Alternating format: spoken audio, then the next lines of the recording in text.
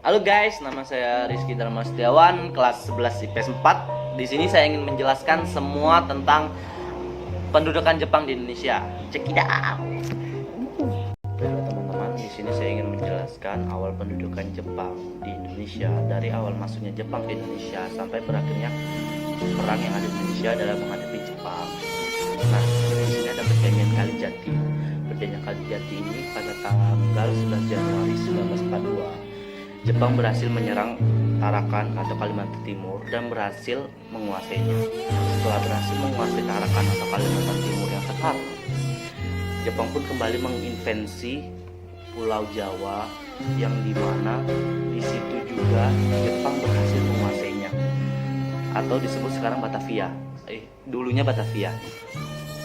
Nah, setelah Jepang berhasil menduduki Batavia, disinilah Jepang baru menandatangani perjanjian Kalijati yang isinya di mana penyerahan kekuasaan dari Belanda kepada Jepang tanpa syarat. Itu terjadi pada tanggal 8 Maret 1942. Nah, bayangkan teman-teman, Jepang hanya melakukan serangan 3 bulan dan dia berhasil menduduki 2 kepulauan, yaitu Pulau Jawa dan Pulau Kalimantan atau Kalimantan.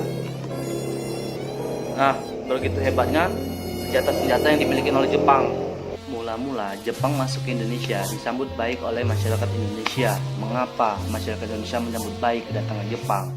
Karena masyarakat Indonesia butuh perlindungan, butuh penolong dari Jepang untuk menghadapi Belanda yang sedang menguasai Indonesia pada saat itu.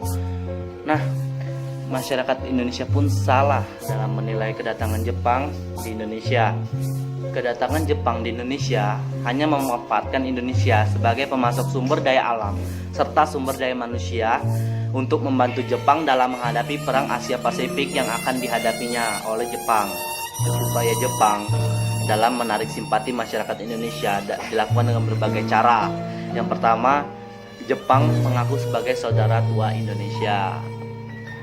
Pada saat itu masyarakat Indonesia sangat gembira karena kedatangan saudara tuanya. Padahal Jepang bukanlah saudara kita. Yang kedua, Jepang mengizinkan berbahasa Indonesia, menyanyikan lagu Indonesia Raya, serta mengibarkan bendera merah putih. Tetapi di sini Jepang juga harus, atau masyarakat Indonesia juga harus mengibarkan bendera Jepang serta menyanyikan lagu kebangsaan Jepang. Dan bahasa Jepang juga harus berada di dalam sekolah-sekolah yang ada pada saat itu. Bangsa pribumi harus belajar bahasa Jepang. Nah, mungkin dari situlah kenapa sekarang pelajaran bahasa Jepang masih diajarkan sampai sekarang.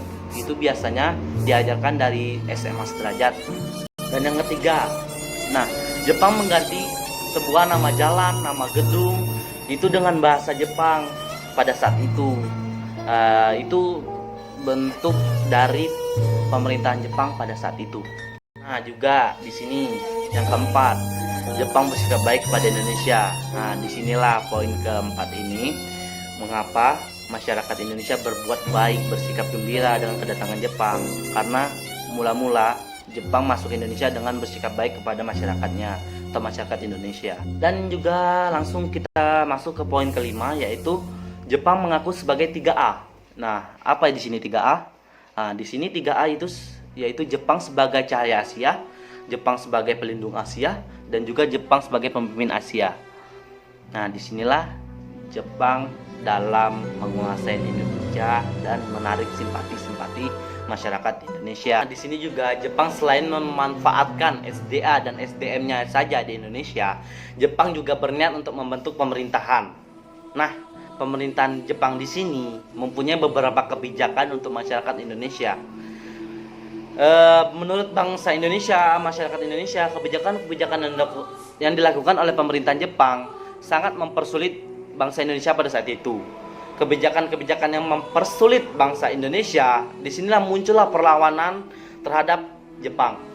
Perlawanan yang dilakukan dengan cara kooperatif. Mengapa? Karena Indonesia sadar bahwa senjata yang dimiliki oleh Indonesia kalah oleh senjata yang dimiliki oleh Jepang.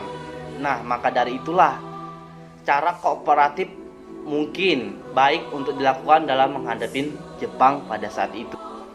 Selain perlawanan yang dilakukan dengan cara kooperatif dan rahasia, Indonesia juga melakukan dengan cara terang-terangan atau dengan bergenjatan senjata. Genjatan senjata dilakukan dengan cara gerilya, yaitu dengan menyerbu benteng-benteng yang dibuat oleh Indonesia dan membombardir semuanya. Disitulah letak perlawanan-perlawanan yang dilakukan oleh Indonesia.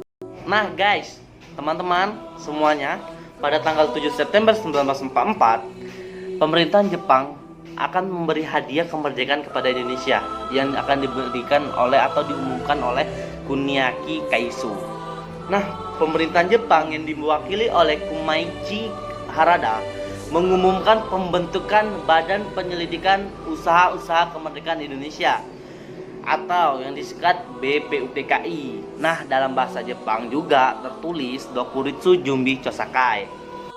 BPUPKI memiliki tugas untuk menyelidiki kemerdekaan atau mempersiapkan sebuah negara Indonesia. Nah, BPUPKI dipimpin oleh Dr. KRT Rajiman Widyodiningrat. Seperti yang sama-sama kita ketahui teman-teman, pada saat Jepang menduduki Indonesia, Jepang juga terlibat pada Perang Dunia Kedua. Nah, pada Perang Dunia Kedua ini, Jepang mengalami kekalahan, yaitu dengan dibom atomnya kota Nagasaki dan Hiroshima oleh tentara militer Amerika. Nah, itu terjadi pada tanggal 6 dan 9 Agustus 1945. Kekalahan ini tidak ingin terdengar oleh Indonesia, maka dari itu pemerintah Jepang memblokir semua radio-radio yang memberitakan bahwa Jepang telah kalah. Tetapi Sultan Syahrir berhasil menyadap berita itu, dan Sultan Syahrir menyampaikan kepada Muhammad Hatta tentang berita kekalahan Jepang yang dibom atom oleh Amerika. Nah, golongan pemuda ini merupakan kesempatan emas untuk melakukan proklamasi kemerdekaan. Golongan pemuda ini melakukan perundingan di Jalan Pegangsaan Timur nomor 56 Jakarta. Itu melakukan rapat tentang proklamasi kemerdekaan Indonesia. Golongan pemuda dengan golongan tua saling beradu argumen dalam kapan diproklamasikannya kemerdekaan Indonesia. Pada saat itu Soekarno mengambil jalan tengah, yaitu dengan cara mengambil pada tanggal 17 Agustus 1945, dan Soekarno lah yang membacakan teks proklamasi itu sendiri. Terima kasih.